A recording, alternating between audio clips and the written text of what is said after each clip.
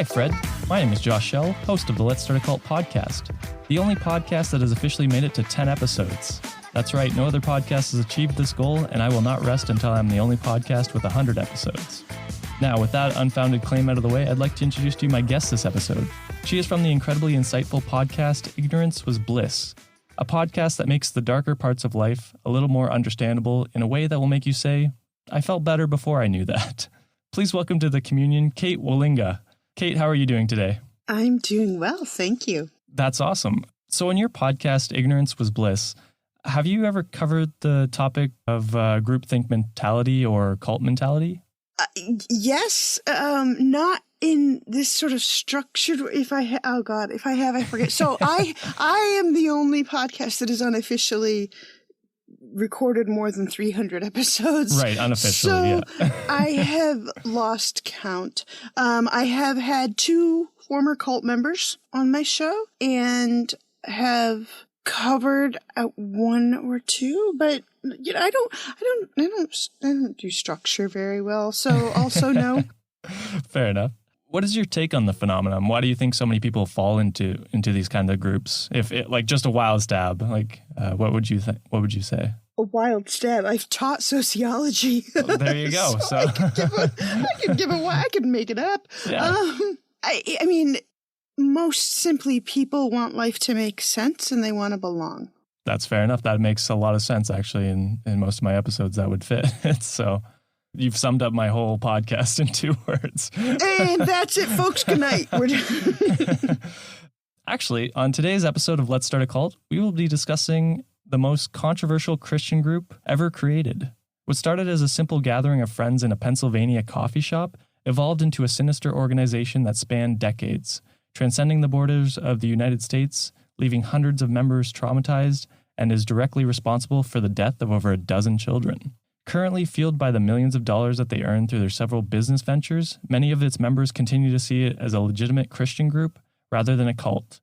Today we'll be talking about the Church of Bible Understandings, also known as the Forever Family. So Kate, have you ever heard of this cult before? I think so. I don't know it well, though, so bring it. I mean, yeah, that's fair enough. The Church of Bible Understanding sounds like a pretty generic cult name. It could classify as a few things. That part doesn't ring a bell, but Forever Family does. Okay. And I grew up in upstate New York, right on the border of Pennsylvania. So I feel like this may have oozed over the border a little bit. Yeah. Don't go to Pennsylvania for coffee. This is the moral of the story. I mean, really, don't go to Pennsylvania. Honestly. I never have, so I will keep that. I don't recommend it. All right, well, I'll jump into a little bit about the perpetrator of the cult.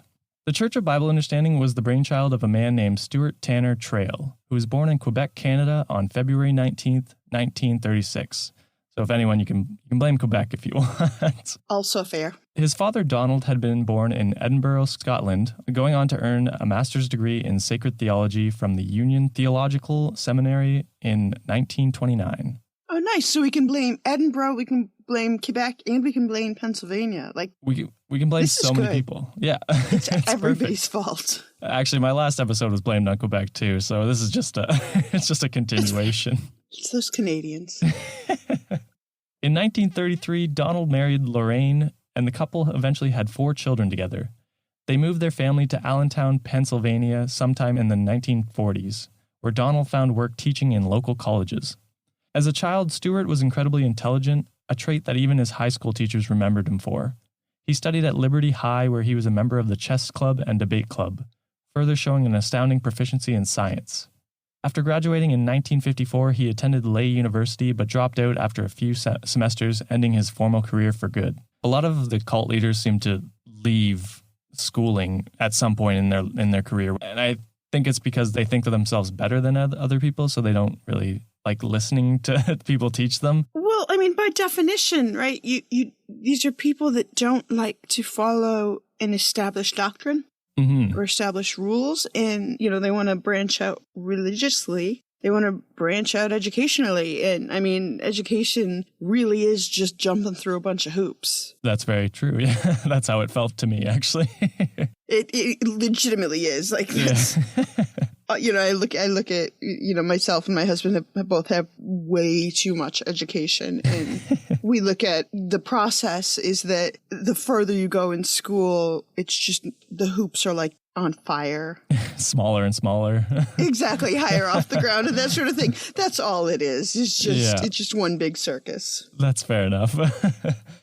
Not much is known about Stuart's early years, largely due to the fact that his siblings and relatives were, and still are, reluctant to talk about him.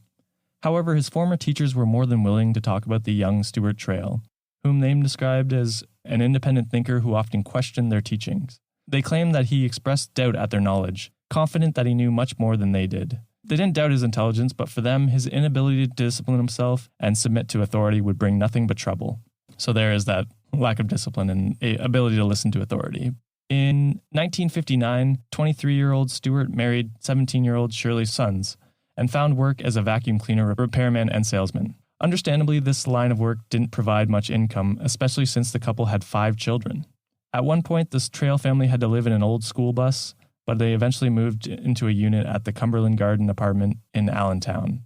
So a little ironic he had to live in a school bus, I guess.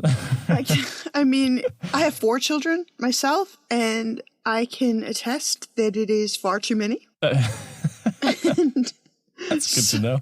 I would be much more prone to just leaving them at the side of the road and driving away some days. So, it's just as well that I never lived in an old school bus, I'm saying. Well, then you couldn't drive away because you'd be driving away with them. Yeah, no, which is the worst. According to Stuart himself, the early years of his marriage saw him as an avowed atheist on a quest to discredit the Bible. He furiously studied various world religions in an attempt to bring up his own children with a unique, newfangled form of belief system. And keep in mind that this is from his point of view, so it could be some part of his grift where he's saying, I was an atheist and then I transformed into this Christian believer, so you can as well, basically. That's kind of how I get the feeling of it, but this is how he portrays himself.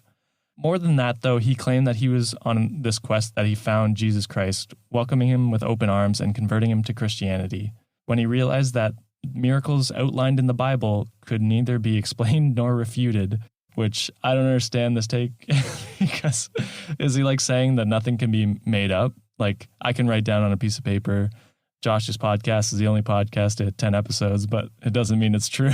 You know what I mean? Yeah. Okay, you're totally starting a cult. Let's do it. Man, I already have a name for my cult, by the way. Oh, perfect. Let's hear it. I am going to start a cult that is the cult of Don't Be a Dick. Ooh. It's an offshoot from Will Wheaton. So, I can't take credit for the name of it, but I feel very strongly in the doctrine, which exists entirely of the rule that you should not be a dick. I like this rule a lot. I think more people should follow it. I also think you should, as the leader, and now that this is your grift, you should take complete control over that name and say that you came up with it. I should. It's true. But no, I mean, that's an odd way of, I don't understand this thing and this miracle that was written 3,000 years ago on parchment somewhere and in several different languages and, repeatedly translated to something that I sort of kind of understand now. Since I can't fully make sense of it, it must be true. Yeah. Man, I want to introduce this guy to calculus. That's magic to me, to be honest. But yeah, I don't understand. It's a wild claim to be and I'm not saying that the Bible is fake, but that's not kind of what I'm going at. But I'm going at you can't say that the stories are irrefutable. It's just Moses parting the sea is a little hard to comprehend, but the values and stuff I can get behind. It's all well and good if that is what you believe in, but your entire reason for converting to Christianity based solely on I can't explain this aspect of it, so therefore it all must be true. Right. That's a big leap. It is a big leap, but I guess as a religious leader, you have to be, or no, he's not a leader yet, but he will be. He's going to be prone to taking leaps of faith. He's going to make somebody else do it anyway, yeah. That's true too, yeah. The exact year of Stuart's conversion remains disputed. Some say he became a Christian in 1964, while others claim that it was in 1966. Regardless of the year of his conversion, the fact remains that Stewart only created his organization when he was a Christian, a fanatic convert from atheism who had been brought to God's light after being unable to prove that the Bible was fake. That's fantastic tagline. That should go on all of his official stationery. Should be on their shirts. Yeah, merch. According to the Lamb Ledger, COBU's official newsletter, which Church of Bible Understanding. Okay, wait, let's just back that up for a second and look at the irony of, I'm gonna call it the Church of Bible Understanding. When he doesn't understand. On the basis of the fact that he doesn't understand these things from the Bible. Like, boy, points for audacity on this guy. That's a good catch, actually, because most of his grift is claiming that he understands it, but his statement is claiming that he doesn't understand it. Yeah, you're spot on with that that analysis. So the Church of Bible Understanding's official newsletter posted one of Stewart's diary entries from 1970, where he talked about how Jesus would use him to reach the entire United States. He went on to explain that he would someday lead an evangelicist group that would be known across the country, which is something that he definitely achieved, although the reputation and image was probably not what he envisioned. Yeah, it's not good. I'll spoil it. A good thing I was sitting down for that, but thanks. The majority of COBU's members believe that in 1971, Stewart started a movement of young, energetic evangelical Christians whom he called the Forever Family. If you were not energetic, you were right out. Yeah, they didn't allow you in the Forever Family. You were in the Never Family. But I do like the Forever Family better than the Church of Bible Understanding. I will say that. I don't know why they rebranded, but... Same. Well, I mean, okay, I have both pets and my youngest child is adopted, and for both under... this is terrible. Under both circumstances, when you bring them home, there are people who will use the phrase that you are bringing either the pet or the child home to its forever family. Oh, yeah, I have heard that. Yeah. So that maybe didn't make that connection. Hence the rebranding, Yeah. I would imagine that like orphanages would maybe rebrand after this, not the other way around. I would hope, but So the members believe that he had started this movement. However, according to Mike Montoya, the creator of the History of the Forever Family and the Church of Bible Understanding's website, members of Stewart's group had originally been a part of religious get-togethers hosted by 20-year-old George O'Neill. George, who went by the nickname Skip, was a regular figure in Allentown's religious community, getting together with other young people to conduct Bible studies, which were held in whatever church, apartment, or house was available that day. Skip and his friends were a unique feature in the 1970s, an era that bred a culture of religious fanaticism among the American youth. These young adults were exhausted and sick of the rebellion that characterized the 1960s, desiring to find meaning and purpose in their life, which they believed could be accomplished by turning to God. Unlike their parents, though, they eschewed formal religious practices such as hearing Mass every Sunday and fasting during the Lenten season. Instead, they sought to serve God wherever and whenever they could, spreading his message and welcoming new followers into his light. And I've talked a lot about this because so far a lot of the cults I've covered have evolved from the 70s and 80s, and it's like it was like the perfect mix for creating a bunch of cults, because it was like American politics were pushing a lot of religion on the population. There was a war that they were trying to, like, youth were rebelling against. Drugs were very popular back then, and it just created this and I'm not blaming drugs or anything like that, but the illegalness of drugs, I guess, was kind of segregated them from the mainstream, I guess. And it created this perfect stirring pot for a bunch of cults just to break off, and different segregations of Christianity to break off and just get more and more isolated. Well, I mean, this is big in the everybody's got to rebel against something. Every generation wants to rebel against something, and so it's Wall Street right now. Yeah, well, and some rebellions are better than others. You know what I'm saying? And so you get the initial rebellion against the boomers and the regular mass, and behaving well, visual quotes, behaving well, you know what I mean? And then it was, in the 60s, and it was like a complete rebellion into drugs, sex, and rock and roll. And now what are you going to rebel against? Right? Well, you got to find something new, some new direction to move things, because you don't want to go all the way back to mass, because you don't want to be your parents, but you don't want to be your older siblings either. So that makes sense. Yeah. Stuart and Skip first met each other in August 1971 at the Robin Hood Dell. This was a section of Allentown's Little Lay Parkway, a park where church organizations and groups often congregated in. On the night that they were introduced to each other, Skip had been smoking a cigarette, and Stuart had tried discouraging his vice by making choking signs, perhaps in jest that his cigarette smoke was hindering his ability to breathe. At the same time, Stuart was wearing a button emblazoned with the words, "Get smart, get saved," which Skip instantly recognized as a symbol that meant he was a Christian. This whole interaction is wild. Like, could you imagine going up to a random person and just like making choking noises at them while they smoke? I mean, I can imagine it now, but I'd just do it because, it'd be fun. No, I cannot imagine any of this as being the foundation of like a friendship or whatever. Yeah. And, the wearing of buttons, that's cute. That was big at the time. And there's a thing that kind of fell out of vogue through my teens and 20s was not a thing for a while. And now my oldest is almost 21, and my older kid is always asking about buttons, or, can I get this button or whatever? And I'm like, it all comes back around again. So she may be joining a cult. I don't know. It's possible.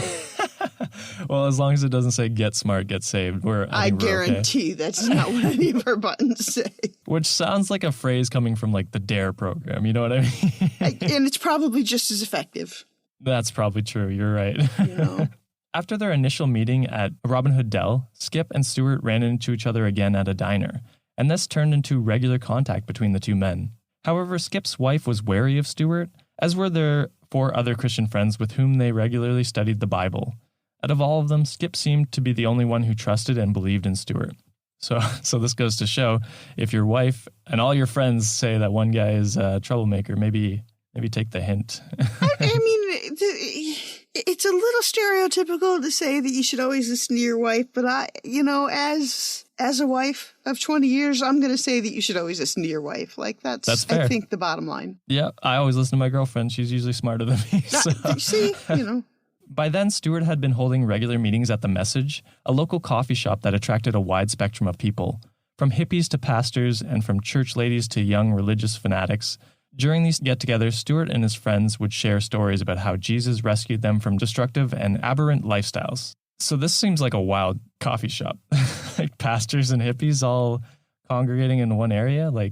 I live in Salem, Massachusetts, so it kind of sounds normal to me. But yeah, for Pennsylvania, it's pretty progressive. It's forward-thinking. Later on, Cal Covert, the son of the coffee shop owner, would claim that Stuart carried on mostly about nonsense. He had been 13 at the time and remembered how people gradually started turning up to meetings wearing a "Get Smart, Get Saved" button, the very same button that had attracted Skip in the first place. He had a large presence and great charisma, Cal said about the founder of the Forever family. Stuart and his group held meetings at The Message regularly, which gave Cal plenty of opportunities to observe their dynamics. I think what initially drew me to Stuart, like so many others, was that he was so unique. You just wanted to know what this character was all about. Apparently he was about faking choking. So far, that's what we know for sure. Fake choking and buttons were his thing. That's what we've got. At first, Stuart had a friendly relation with the owner of The Message, Harold Covert, who was Cal's father. Pretty soon, though, Harold began to have misgivings about Stuart's teaching and confronted him, calling him a false prophet. Many other Christian groups had held gatherings at the coffee shop, but none of them exhibited the same dynamics as Stuart's group did. Skip tried to defend his friend, but ultimately Stuart was kicked out of The Message. Still, his gatherings continued. Instead of heading to another coffee shop or different public establishment, Stuart began hosting Bible studies at 128 South Church Street, the home of Skip and his wife, where they also lived with another couple. Stuart referred to these meetings as, I hate this word, nuggies. Short for nuggets of gold. My kid refers to chicken McNuggets as nuggies, and she does it specifically because it bothers me. Like, that's exactly why. Like, I have this visceral reaction. So yeah, no. Yeah, it feels so weird to say. Like, adult people would use it to talk about knowledge. Nuggies. Oh yeah, it does sound like something a kid would say. Well, this is my 20-year-old that says it. And your 20-year-old. She does it to be an asshole. Like, let's be clear. Oh, God, I hate everything about this. I hope they served chicken nuggets at their nuggies. I don't make me say it again, please. I don't think it comes up again in the script, but just know that I am thinking the word nuggies every time we talk about his teachings. Perfect. It was here that he hones the crux of his later preachings, that the Bible, in order to be interpreted correctly, needed to be pored over and analyzed. He encouraged participants to dig for the scripture's hidden wisdom and meaning, teaching them the figure system, which he himself had created and developed. In the simplest terms, Stewart's figure system was the expansion of the Bible by the use of symbolic language. He began preaching his own interpretations, hinting that he had been blessed by God himself with the one true interpretation of the Bible. At one of these meetings, he presented a copy of the Lectures on the Figurative Language of the Holy Scripture and the interpretation of it from the Scripture itself, which was an early 19th century pamphlet written by William Jones, who had been a prominent and learned scholar at his time. I mean, and I was going to say, that sounds exactly on brand for 1800s pamphlets. Like, the pamphlet is like, they could just say figurative language in the Bible, but instead they're like lectures on the figurative language and the number of times the letter E appears and take thy holy hand grenade and half the pamphlet is just the title. That's exactly. all Exactly. Yeah, they definitely didn't know clickbait titles back in the 19th century. For Stewart, Jones's writing was proof that his figure system was correct and that he had been gifted with the Bible's true interpretation. This line of messaging solidified the devotion of his following, but it also alienated the rest of the Christian community in Allentown, many of whom shared Harold Covert's sentiments. As winter of 1971 rolled around, Stewart began to actively discourage Skip and his friends from attending other Bible studies and having fellowship with other Christians, giving disparaging comments and asserting himself as the only legitimate biblical teacher in the town. However, no one paid attention to him, with the Christians who met at the message dismissing his words. Fair. Yeah. Good for them. I don't know. Yeah. I mean, if they'd kept on like this, we might not be talking about him right now. Perhaps, though, they shouldn't have ignored Stewart.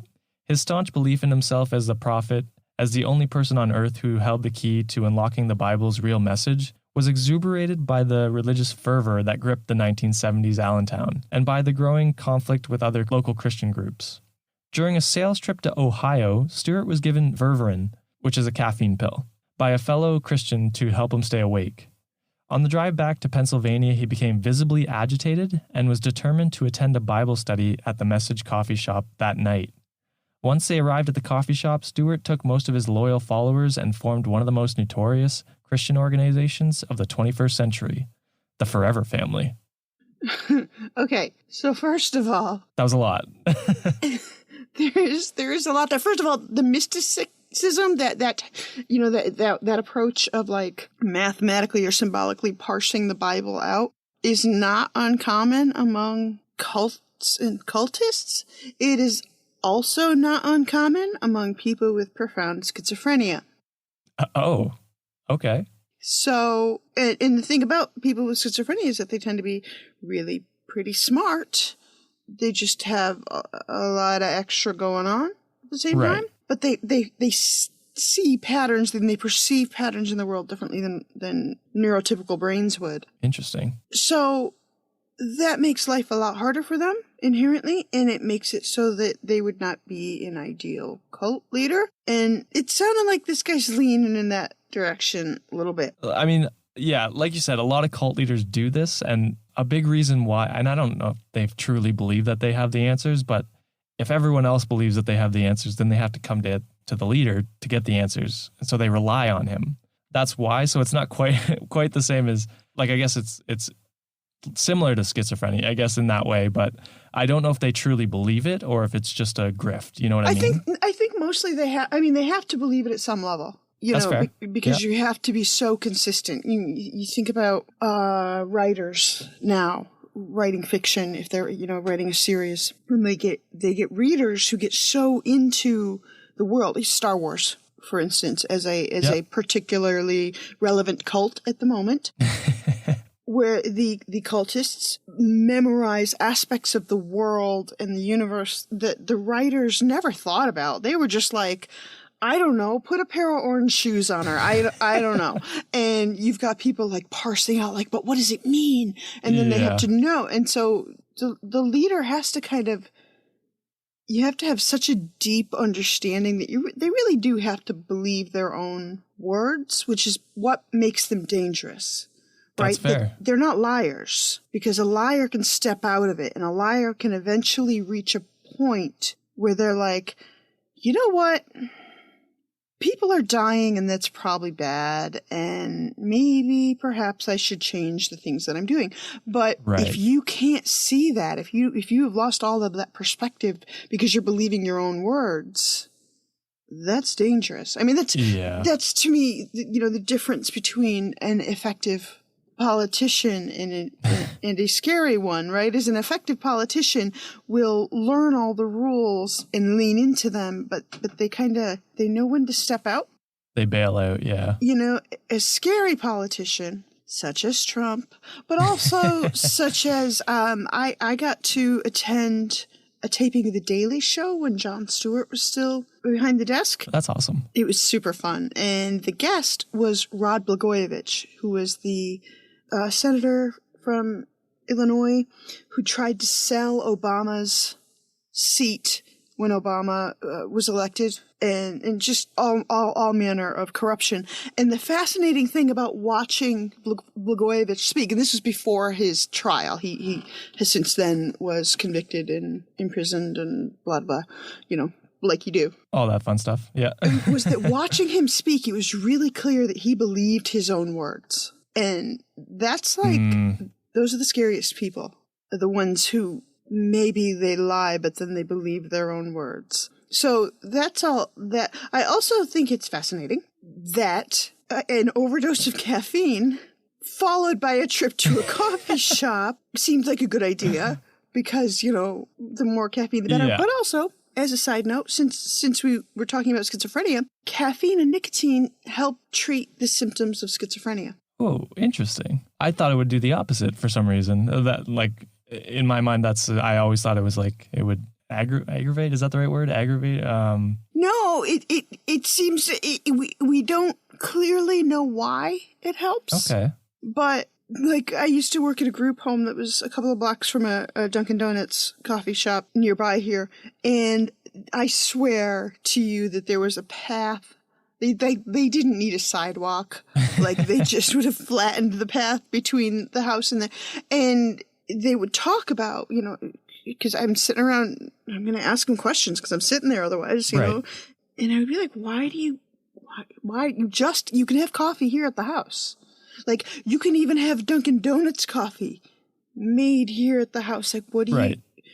And how on earth can this be good for your prostate and things like, all of the questions that you ask. And maybe you should not smoke quite as much. And their answer was, if I don't, the voices are louder.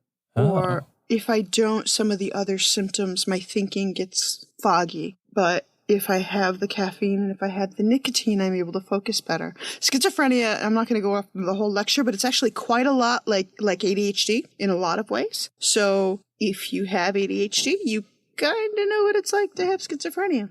Damn, I did not think we would go into schizophrenia, but that's very interesting. So for the next part, we're gonna dive into the cult and kind of how they established the Forever Family. The Forever Family began meeting in a basement of a local church, but soon enough, membership numbers skyrocketed, and they were forced to move to a bigger place. A fellowship house was established at 137 South Church Street, just a few doors down from where Skip and his wife resided. The early days of the organization were rough. Stewart's abrasive and aggressive behavior, combined with his shocking language and blatant manipulation of those around him, surprised many members, even those who were loyal to him. He was often mean and went out of his way to dominate conversations, especially those that were focused on studying the Bible. For Stewart, his interpretation of the scripture was the only one that mattered. He even went so far to ban one of his followers from buying books, commentary, and Bible aids while at a Christian bookstore. He also chided his followers from reading Christian literature that wasn't written by devout Christians, such as the works of C.S. Lewis, C.H. Spurgeon's, as well as the texts from The Pilgrim's Progress and Martyr's Mirror. But despite his reprimands, his members continue to read these and share them with one another. So they're still not quite listening to him, which is that's the crux of when the cult starts turning usually towards not so good means is when culty. Yeah. One of the things that Stewart emphasized was the act of witnessing. Members of the Forever family were sent out to malls, diners, street corners, and other public establishments where they were told to persuade other young adults to convert to Christianity. Many of them did so out of genuine desire to bring others to Jesus Christ. However, it became clear that Stewart had other, more immoral motivations. As an experienced vacuum salesman, Stewart began to implement some of the techniques used in his day job on the Forever family. Rather than the to go on my own resume now. You can make anything sound professional. I want people to introduce me that way. As an experienced vacuum salesman. Yeah, I'm sorry. That's okay. Rather than the quality and depth of their evangelicalism, he focused on numbers, enforcing a sort of sales quota on those who were witnessing. The emphasis proved to be unnerving and frustrating. By 1974, a lot of his members were suffering from anxiety attacks at the thought of their witnessing quotas. So I have a friend in car sales, and he definitely goes through this, and like a lot of his coworkers do. If you're not making the sales, or it looks like you might not make it, it's like just crushing. Like and it sounds like it was exactly the same. So it doesn't matter if you're selling cars or faith. You're selling God or selling a Buick, you know. It's the same type of anxiety. Well, and it's in witnessing is tough because at least with car sales, people generally come to you. When you're witnessing, you're going out into the community and you're kind of invading other people's personal space. Very true. And you get a lot of people that are trying to find polite ways, and many who are not trying to find polite ways are telling you to fuck right off. That you know, that they just don't get your religion on me. And it's also a little different as well as like if you're selling a car, it's just an object. It doesn't have any meaning to you. But when you're trying to sell your personal religion, you have some sort of stake in that game, where it's kind of a personal attack if someone says no, I feel, in some ways anyway. Yeah, for sure. Those who failed to meet Stewart's set goals were accused of faithlessness. Because of this, some members forced themselves to stay out all night or to stand in open areas, even in bad weather, just to convert passerbys to Christianity and meet their quotas. Like, that's going to work more, right? Like, I'm more likely to buy your God if it's cold and dark in the middle of the night. Yeah. Despite the abuse and manipulation, the Forever family continued to look up to Stewart, seeing him in the exact same way that he saw himself. Their devotion was intensified when Stewart asserted that he had the gift to discern spirits, saying that he was capable of looking at another individual and instantly determining where they were with regard to their spirituality. This gave his members a false sense of openness and vulnerability. Stewart's gift led them to believe that they had no privacy around him and would be unable to keep even their innermost thoughts hidden from him. However, this isn't to say that his followers were all fanatically devoted to him. In 1972, some members of the Forever family began questioning Stewart's leadership and the direction that he wanted to take the group. Some of them openly opposed him and ended up leaving the group altogether. In response to his detractors, Stewart wrote a document called Concerning How the Whole Forever Family is Breaking Up and What We Can Do About It, where he chided the remaining members on questioning his assertion and criticizing the lack of love that he exhibited towards them. So I think it's funny, the title. Yeah, I know. It's back to the pamphlet. It's like you open the pamphlet itself and it's like nothing. He's just like, it's self-explanatory. An expert from this read, quote, "It is easy for an experienced FFer to be led by the Lord and to have revelations, usually sufficient secrets to be convenient, which are nothing more than cleverly concealed ego trips to counter Stewart's authority of truth, and are designed to permit return to the womb and flesh.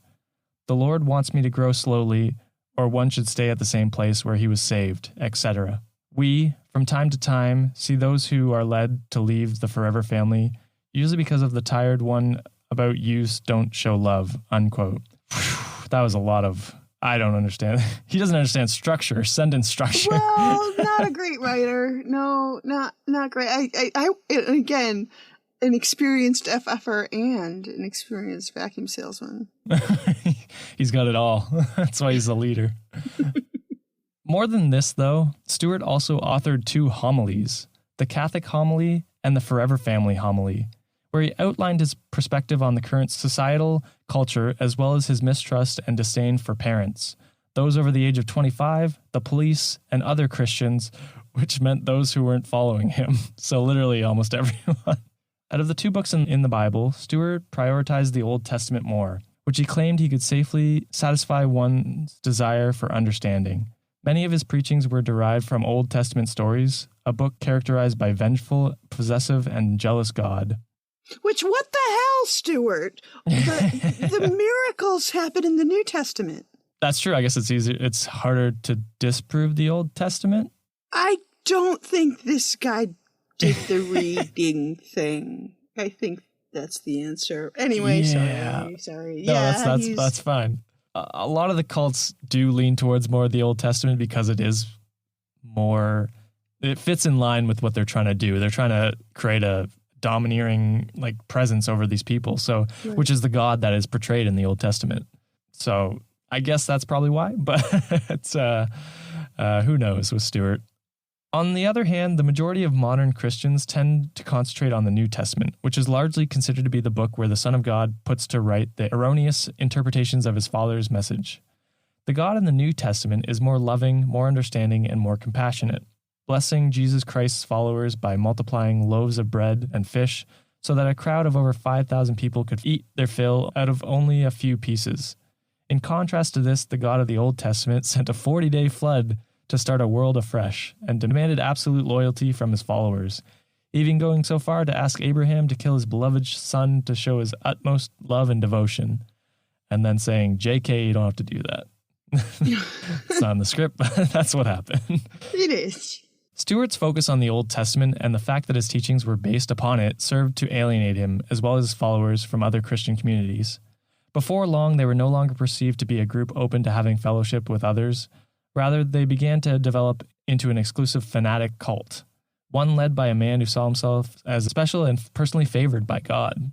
One of the things that Stewart developed in the Forever Family, aside from the figure system, was the color code, which he deemed to be the only way the Bible verses should be interpreted. It involved 10 different colors, including red for salvation and purple for the Holy Trinity. Stewart proclaimed himself to be the inventor of the scheme, but in reality, he'd learned it from one of Stewart's friends. So just like you should claim the title to your cult. Cult of Don't Be a Dick, and I'm also gonna rank people. Well, it almost, with his leaning into this symbology and the color scheme and everything. I wonder if he did have, schizophrenia or synesthesia, which is when your senses get a little bit crossed. Okay. So, people who associate music with colors. Interesting. Or tastes or that kind of thing. That sounds like what he's doing here is he's starting to associate, colors to the way a Bible verse should be interpreted. Those are 2 pretty distinct concepts, but let's smush them all together and see what happens. And it's very Play-Doh. I don't know. And all of it, Forever Family and color code and figure system. It's very kindergarten. That's very interesting that you think it's, I hate this question because it's impossible for you to answer, but do you think he might have been schizophrenic just based on what you've been hearing? I mean, yeah, could have been. I obviously can't diagnose, right. but just like I said, there's a lot of little things here and there, but we're hearing whiffs of paranoia. A lot of cult leaders have at least features of schizophrenia, even if they don't meet the entire disorder.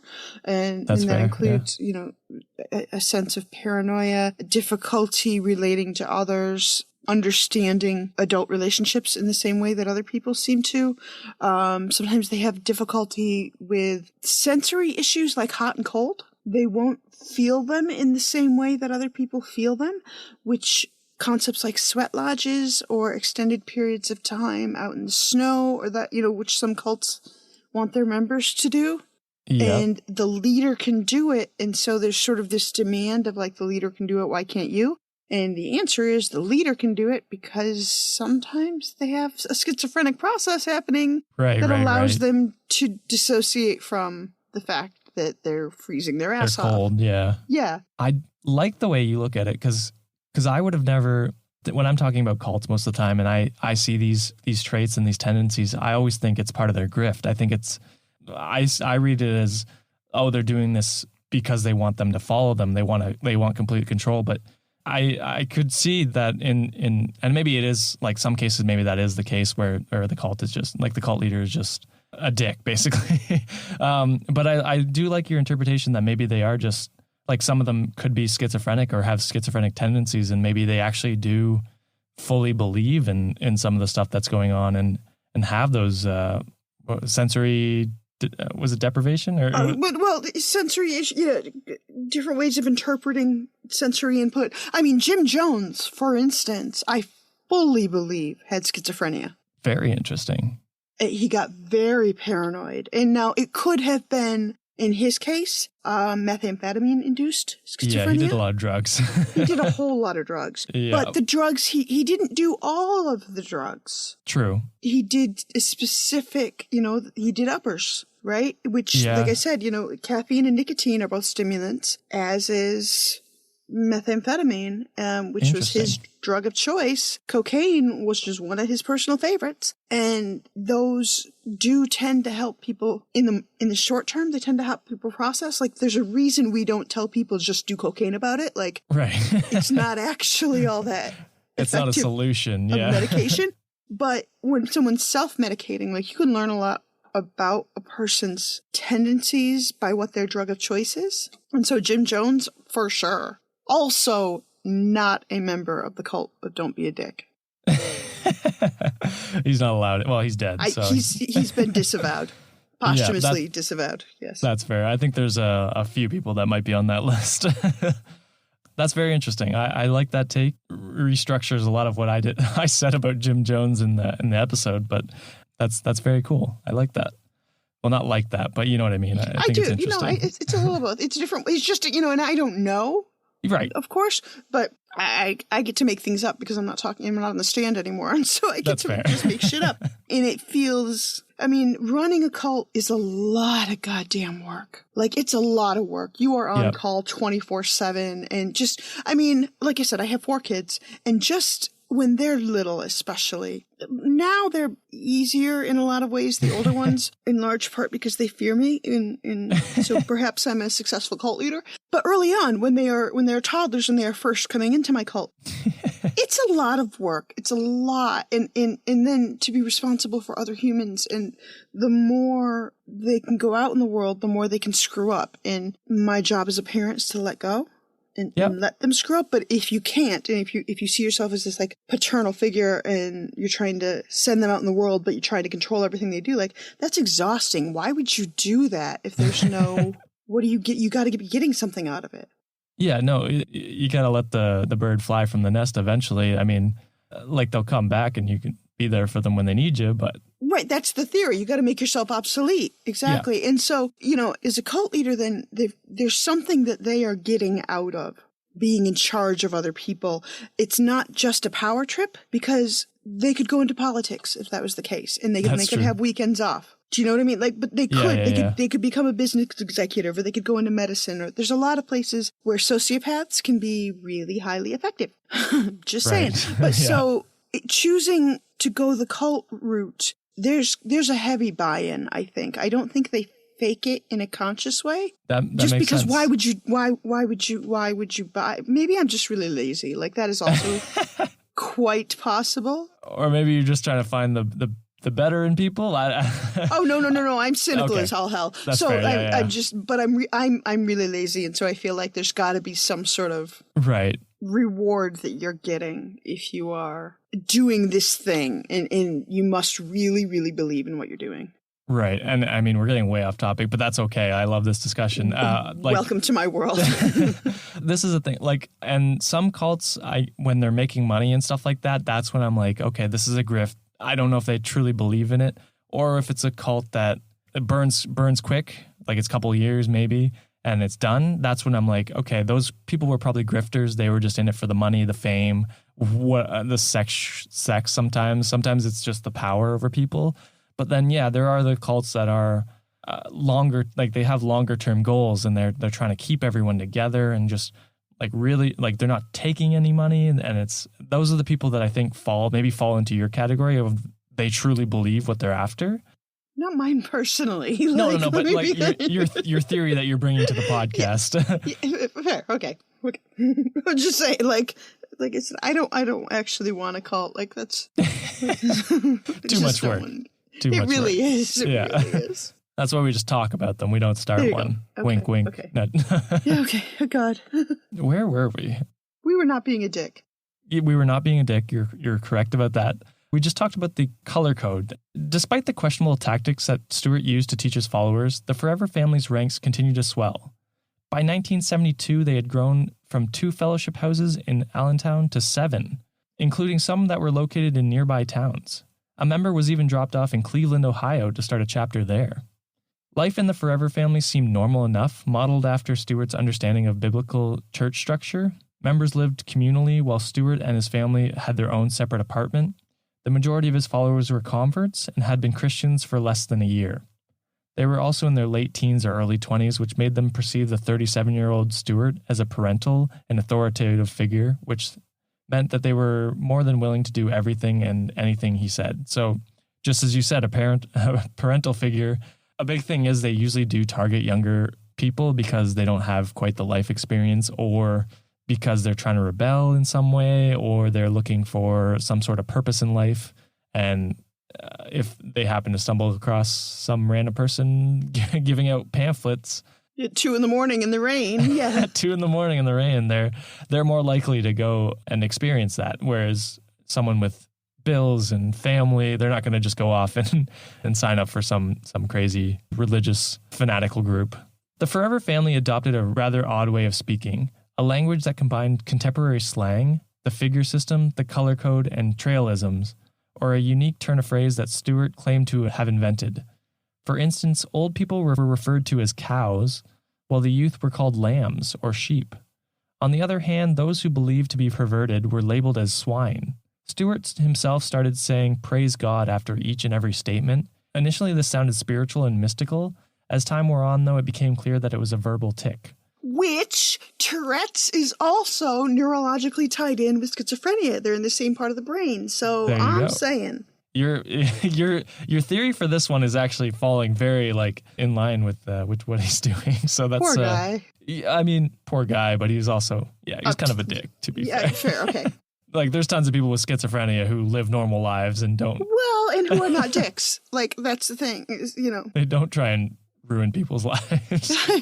No, I'm just, but this does sort of fall into, if you are not diagnosed with whether it's schizophrenia or whether he has OCD or whether he has Tourette's or whether he has ADHD, there's something in that part of the brain, the right frontal lobe, that is not working quite right for this guy. Executive functioning is going on, which is where you executive functioning is where you make a plan, carry it out, and then assess how well you did. And it sounds like somewhere in there is falling apart for our friend. The connection's lost.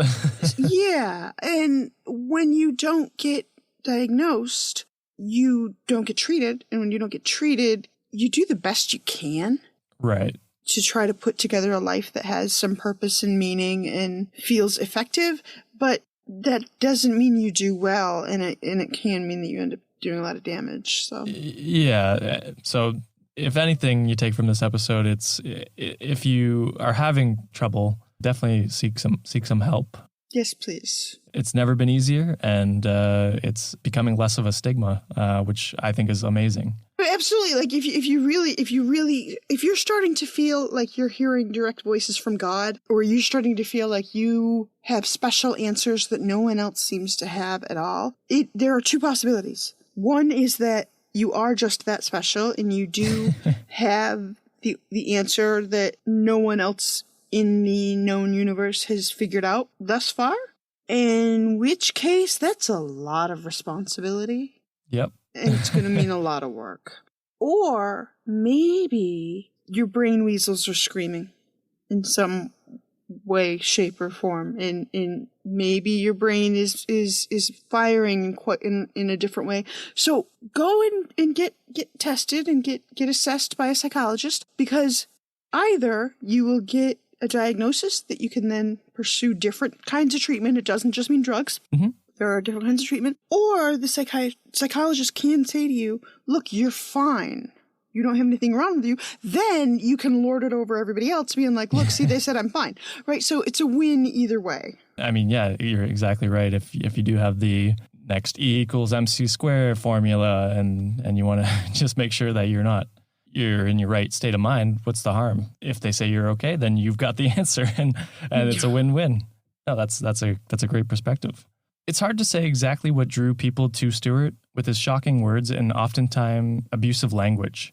However, the 1970s experienced social upheaval like no other, brought about by a religious and defiant atmosphere that characterized most of the 1960s. Because of this, the American youth were starved for meaning and purpose in their life, with most of them seeking answers to questions that they themselves couldn't think of. Unfortunately, they found what they were looking for in Stewart. Thanks to his hippie charm and unorthodox way combined with his natural intelligence and self-confidence, for wayward youth, his was the path that they wanted to take. In 1976, Stewart changed the name of the organization from the Forever Family to the Church of Bible Understandings, or COBU for short. I might just say Kobu. That sounds cool. Like Kobu Kai, right? Like I love that. Show. Yeah. So he made this change perhaps in a bid to make them sound more legitimate and professional, and less like a hippie movement. Before long, fellowship houses had sprung up across the United States and Canada, including in Connecticut, North Carolina, and Virginia. With the rapid expansion of COBU, Stewart began seeing and flaunting himself as the reincarnation of Elijah and John the Baptist. His preaching began to hint at a deep personal relationship with God, similar to the relationship that Moses had with the Father. He started traveling to the various fellowship houses, which he referred to as centers, in order to preach and share his vision even more. I don't know why he specifically chose Elijah and John the Baptist, but those were who he identified most with. Which, were they not both New Testament figures? Here's where I show the fact that I am not a Christian myself, but I think they're both in the New Testament, but he's leaning into the Old Testament stuff. And man, this guy's gotta, like, if okay, let me tell you that if I can catch you in doctrinal matters, that's a big deal, because I know shit about shit when it comes to doctrinal matters. And so the fact that he's just getting the New and Old Testaments messed up is interesting. It's a decision that he made. Yeah, I don't know why he chose those ones, but and I think you're right, though. I think those are in the New Testament. It's been a while since I've gone through the Bible, but I believe you are correct. I think those are in the New Testament.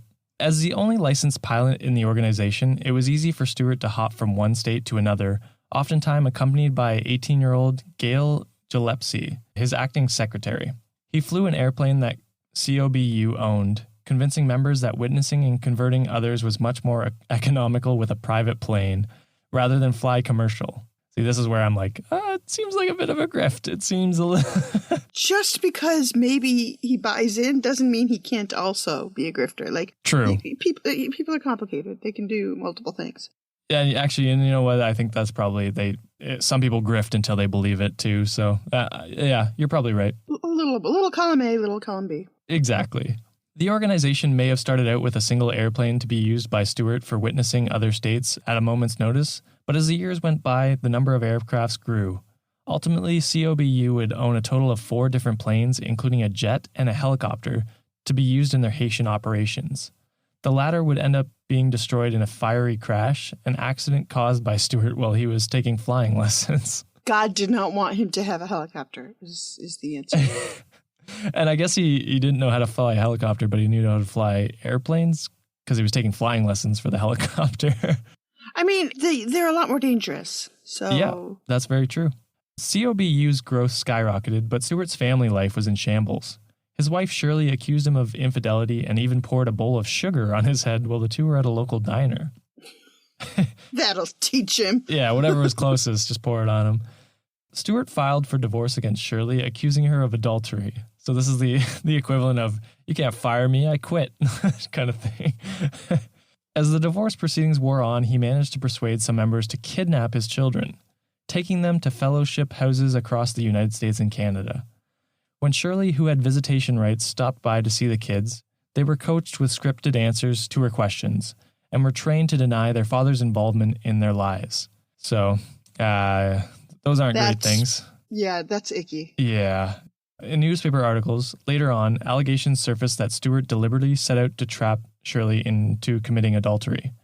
There were claims that he dropped her off at bars and clubs while wearing seductive apparel. Moreover, it was claimed that COBU members were tasked with keeping an eye on her at all hours of the day, relaying her movements and the people she interacted with to Stewart. He also reportedly castigated to his followers and humiliated those who came to her defense. This is that, what would you call it? The asshattery? Yeah, asshattery is a very good word for it. I was going to say, like, he always looking over his shoulder and like suspicious of people around him. Paranoia. Okay. Paranoia, fine. yeah. But I was going to, asshattery works as well. Yep. Because, In one instance, one member called him out for his poor treatment of Shirley, his inappropriate sexual advances towards one of his followers, and his questionable relationship with Gail Gillespie. In response, Stewart openly humiliated him in front of everyone for over an hour, questioning his faithfulness to God. On December 11th, 1976, 40-year-old Stewart married 19-year-old Gail. So it all was true. He just put on a front for some reason. That same year, he decided to gather COBU's older members into the Manhattan Training Center, one of the business ventures that had served as an institution where young Christians would be formally trained and schooled. However, those who worked there were subjected to extreme forms of verbal abuse, with Stewart openly attacking their weaknesses and shortcomings. The trauma that the members experienced at the MTC would haunt them for years to come, long after the institution had been abolished. Oh, so we're getting into the abuse part of the cult. It's always the fun part. I was being sarcastic. No one clipped that. No, not all that fun. No, but that's the thing is, you start pushing boundaries, and then you've got to maintain the boundaries. That's true, or you lose control, right. Or you feel like you're losing control anyway. Besides the MTC, Stewart also formed the Philadelphia Lamb House in 1979 and the Brooklyn Young Sheep House a few years later. I'm sorry. It's back to kindergarten again with the cows and sheep and pigs and lambs. Yeah. Before your theory, I would have thought so a lot of cults do this where they rename everyone to either one name or they give everyone different names kind of thing, as well as themselves. And I think that cuts them off from their personal life. It's like the last thing, their name is their last thing. So I would have assumed it was that. They were just, you're all lambs, you're all sheep, and I'm Elijah or John the Baptist, whatever. But your theory might make sense where he's just like, you're all lambs because God said so or something like that. Like you might actually be lambs. It's like he in some way may believe that they're personifying some lambishness or something. Fair, yeah. I think that's a very interesting way to look at it. These were also schools, although their lessons were highly skewed towards Stewart's teachings. For instance, the Philadelphia Lamb House only had 3 courses: what just happened to you, the next few days, and faith or feelings. Oh my God. I've taken those courses. Basically, that's basically grad school for psychology right there. You were a lamb for a bit. Oh, for sure. It's a cult. Eventually, the COBU's business ventures would make Stewart a millionaire. In 2017, the old good New York-based retail stores that they had developed would funnel over $6.8 million into their coffers, most of which they got to keep as a religious and nonprofit organization. So you gotta love those goddamn tax breaks. The tax breaks. So we're kind of getting to the current day stuff, and there's actually been quite a few major events that have happened. I think it was last year. So we'll kind of get into that right now. In July 1977, Stewart began to introduce the idea of conducting missions in Haiti, building orphanages for the country's many abandoned children. He began to use this initiative to manipulate his followers, saying that those who left COBU were also abandoning the impoverished Haitian kids. This mission may have resulted in a wealth of good things for Haiti, but it recently came under fire, literally on fire. On February 13th, 2020, I think it'll almost be a year from when this releases. This will be next week. So yeah, pretty close to a year ago. Fire swept through one of COBU's orphanages in Kenskoff, Haiti, killing a total of 15 children. Half of the victims were babies and toddlers, as well as kids between the ages of 10 and 11. This devastating tragedy only raised more awareness to the whole slew of controversies that have plagued the organization for years, especially since the fire started because the orphanages was using candles instead of generators or battery, despite being situated in a country that frequently experienced power failures on a massive scale. So yeah, they're making millions of dollars, they don't have to pay taxes, and they can't seemingly afford to power these orphanages properly, and it caused this fire, which unfortunately 15 kids had to pay for, which is terrible. COBU had lost accreditation for its 2 Haitian orphanages after a series of inspections were launched in November 2012. Their institutions were faulted for overcrowding, unsanitary conditions, and inadequately trained staff. Much of the global media contrasted this with the organization's income and business ventures. In one of the more famous comparisons, a limestone mantle from Waldorf's Astoria that COBU was selling through its antique retail store, Old Good Things, carried a price tag of $8,500. On the other hand, they only offered compensation to the families of the dead children, a sum between $50 and $100, along with $150 funeral-related costs. Oof. So they're basically saying, and this is max, your kid's life was worth $250. That's a really shitty thing for something that was like, they were your responsibility. You should have kept them safe. Yeah, that's not great. It's not great. Haitian prosecutors also launched a criminal investigation into the homes. Some kids said that they were being treated kindly, while others claimed that physical abuse, social isolation, and beatings were common. According to 19-year-old Annika Francois, who was 6 when she first entered COBU's Haitian orphanage, children who wet the bed were physically punished, stretched across a table, and spanked by a staff member. She said, quote, "They would often produce marks, in which case the monitor would give you a bath with warm salt water," unquote. Investigation into COBU's mission into Haiti are still currently ongoing, since it's only been kind of a year since the whole thing broke out. But yeah, so they are doing terrible things in Haiti and making millions of dollars. So I don't care if you have schizophrenia, you're kind of a shit person. Kind of a shit for and because he may be the leader of the cult, but there are other people that are running the orphanages. There are other people that are running the finances and that kind of thing. You know, you end up with a pretty typical corporate structure in any cult of any given size that's making money. And so, yeah, this particular dude may or may not have symptoms of schizophrenia, but there are people who do not, who know better, who are just selling children down the river, kind of literally. Yeah. And also, let's just point out, if we could, the name of the store. It's an antique store called Old Good Things, and it's old with an E, oldie. Old Good Things is the name of the store. I want to talk to their marketing department. And congratulate them on such a great naming job. Well, I guess I know what it is that they're selling, don't I? Much like their pamphlets, you know what you're getting into as soon as you read the title. I'm surprised the name of the store isn't 1.5 miles long. They couldn't fit it on the New York building. It would go too far.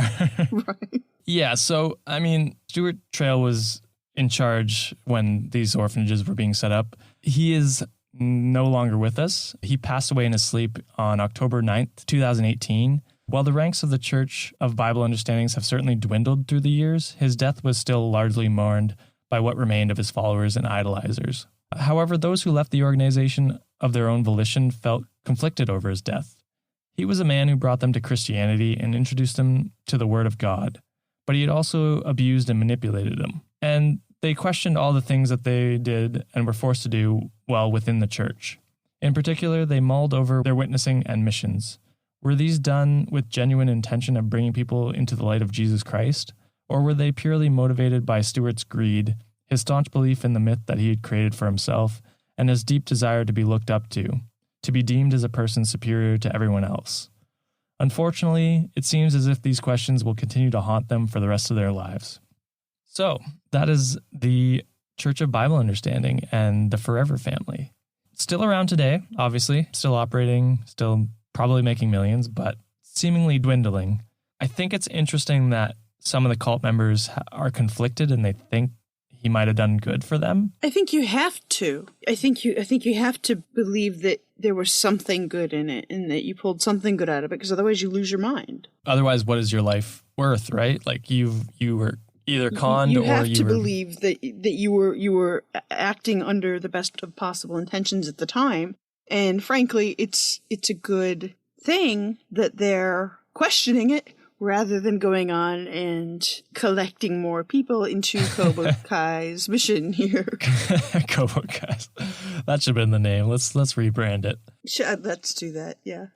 Yeah, no, you're right. It is definitely good that they are questioning it, and the people that have left anyway, and that they're reassessing their lives. And yeah, I mean, I feel bad for them because they were kind of just conned in when they were young, but at the same time, maybe God has brought them some sort of happiness in their life. So who's to say whether it was a total good or total bad to their life? You know what I mean? And there's not much that's either in this world. That's very true. It's very rare that anything is an absolute. And I think that may be the issue with a lot of cults, is that they sell you the belief that there is an absolute good or an absolute evil in the world, and that just isn't held up by reality. Yeah, everything's not black and white. There's more gray than there is black and white. There's horses as well, right? Like there's like birds and shit. There's other names. It's now time for my favorite segment of the podcast, Cult Critique. The segment where my guests and I give each episode's cult a rating out of 5 stars and give comments on it as if we were rating it on Yelp. I then go to Yelp and add the reviews. Sometimes it works. Sometimes they shut my page down immediately, which I think they did to my last one. So does that make sense? We're gonna just kind of rate it out of 5. Let's do it. 5. It's up to you whether 5's good or 5's bad. Are we doing 5 stars or are we doing like 5 Freds? We'll do 5 Freds. I like that. I like that. That would be, yeah. Yelp only allows me to do stars, but we will consider it as Freds. That's right, because then also I get to do like 3.5 or whatever, and you get to wonder what half. Just cut. Yeah, well, true. You have to tell us which half, actually, so that we have to know if it's a good 3.5 or a bad 3.5. So what would you give the Church of Bible Understandings? Oh, and this is relative to other cults in its effectiveness and goodness, or its effectiveness and horribleness? Honestly, there's no scale. You can call it good or bad. I can do whatever. Okay, then I'm going to give it like a 3.5. Okay. Freds, because it is not as, like, to me, a one Fred cult is going to be the cult that fizzles out under a very short amount of time and does zero demonstrable good at all, and perhaps ends up with its compound in Waco burning down. Like, that gets one Fred, as a for instance. Right. The most recent, the former American administration, presidential administration, one Fred. Okay. One Fred. Where's like a 5 Fred cult would be one where a minimal number of people are hurt and a maximum number of people are positively impacted, and it has some staying power. And I am flatly refusing to talk about how many Freds I think the Church of Scientology would get, because those people are terrifying. So good luck with that. But I'm scared of that episode. But I would be as well. I have stories about that with my own show, where I had somebody come on and mention it real offhandedly, like, hey, I was a family member of mine used to work for Scientology. Do you want to talk about that? And I was like, no. No, I really don't. Thank you. Because yes, I do, but no, I don't. But at the same time, yeah, you're like, I'm good. I don't need that heat. I can't afford a lawyer. That's where I'm at right now. So there's that. So I would give these guys like a 3. I mean, because obviously with the disastrous experiences with the orphanages, children died. That's terrible. But they died in a way that was arguably not deliberate. Fair. Anyway, and arguably in a single instance rather than a sustained. So I'm of the opinion when you look at kids who are abused versus neglected, that it actually takes a lot more effort to neglect a child, because you can abuse a kid in a split second. Right, but you're still giving them attention, I guess. Well, and just you can hit a kid in a split second and it's done. Whereas neglect takes time and it takes effort. It's hard to neglect a child and still be allowed to keep them within your sphere of influence or whatever. And and so there are other cults where there are these sustained abuses, either of children, FLDS, for instance, type cult, or of adults. You just covered the Anthill Kids, right? And there were some pretty impressive abuses that occurred. So those would get fewer Freds to me. This doesn't get 5 Freds because children died and because they doesn't sound like they really had that much of an impact on society. That's probably fair. Yeah, I mean, the leaders are probably millionaires, so I'm sure they are doing something in politics. They're probably got their fingers in things, but yeah, they haven't had a widespread impact religiously, probably, I would say. Yeah, which one might imagine would be the point of a cult. So, Yes. So I feel like weak, watered down, Fair. and so 3.5, like would not return. Which half of Fred? Are you going left, right, up? I'm going to go straight bottom? down the middle. Okay. Like mostly torso. That's fun. That's awesome. It's not awesome. It's horrifying. But well, Fred's is a concept more than a person, so it's fine. I will add this as well. I would also probably give it a 3 or 3.5 Freds, mostly because obviously the kid stuff, but they should have named it Cobra Kai, and I think they would have got a 4-star. So that's a little bit less than the kindergarten imagery and a catchier name, and I might have bumped it up to a 4 myself. Exactly. So take notes, everyone. Don't do it, but. But I mean, if you're going to do it, do it well. But if you're going to do it right. Thank you, everyone, for listening. Kate, please tell my audience about Ignorance Was Bliss and where they can find it. Ignorance Was Bliss is, I collect stories. I'm a former forensic psychologist and crisis clinician. So it started off as very true crime and over time has sort of just evolved into talking to people of all genres. Sometimes I'm talking to people about a specific topic or a set theme. Sometimes I even have scripts and things like that, like real rarely, but it happens. But the idea is to collect stories and either to allow people to get to know a creator, a writer or a podcaster in a different environment, or it's about kind of exploring the side topics and the what ifs, because that was the whole point of going into forensic psychology for me, was people would ask these questions like, why would somebody do such a thing? Or how did this happen? And whatever. And I kind of understand that stuff. Like I've sat with serial killers. I know what they describe anyway. And it makes a little too much sense to me. Sometimes it's disturbing how much sense it makes.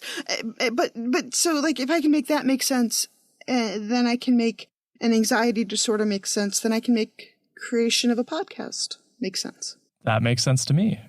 You made sense of your podcast. That was perfect. Yeah. Where can they find your podcast? I'm at iwbpodcast.com, and that's the same as well on all social media. And I am online all the time, like way too much. So they can find me on Twitter and Facebook, whatever.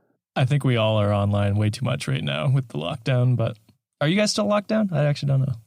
We never been. That's a complicated topic. That's a whole other episode. Well, it kind of is. Massachusetts has never gone into formal lockdown. Okay.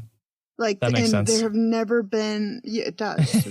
there have never been any consequences to ignoring restrictions, really. Like some financial, like we're told there'll be financial consequences and it doesn't happen. Right. So it's kind of but I am immunocompromised. I have an autoimmune disorder. And so my 4 kids and my husband and I have been within the same 4 walls for almost a year, except for medical incidents. So it's wearing on you?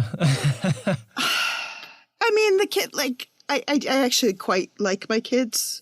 I worked very hard to make enjoyable humans, and that's part of why I don't have any more. You know what I mean? Because it took a lot to get 4 that way. So 4 was the limit. Yeah. That's fair. Well, I appreciate having you on, Kate. It was you're very insightful and very interesting way of looking at people, and I enjoyed that. So, Brad, if you enjoyed having Kate on, definitely go give her a listen and subscribe to her podcast. Like she said, unofficially over 350 episodes, did you say? I've recorded almost 350. I'm about to release, I think 296 will come out tomorrow. Oh my goodness. So there you go. Almost unofficially 300 episodes around that. So if you're bored, if you have a long commute, if you're locked down. You have to have a really long commute. I worry for people. Like each episode is standalone. And so I expect people to dip in and dip out. Right. Based on if they're interested in this topic or this person or whatever. And I'll talk to somebody who's like, I've listened to every episode, and I'm like, I'm so sorry. You're like, how did you do this? I am so sorry. I worry a lot about them. So definitely give Ignorance Was Bliss a listen. If you are loving this podcast, be sure to give us a review and tell your friends about it. If you want to keep up to date with the podcast, you can follow us on Twitter and Instagram at @let's_cult.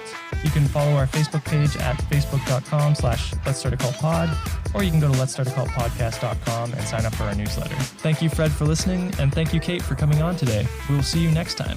Cool.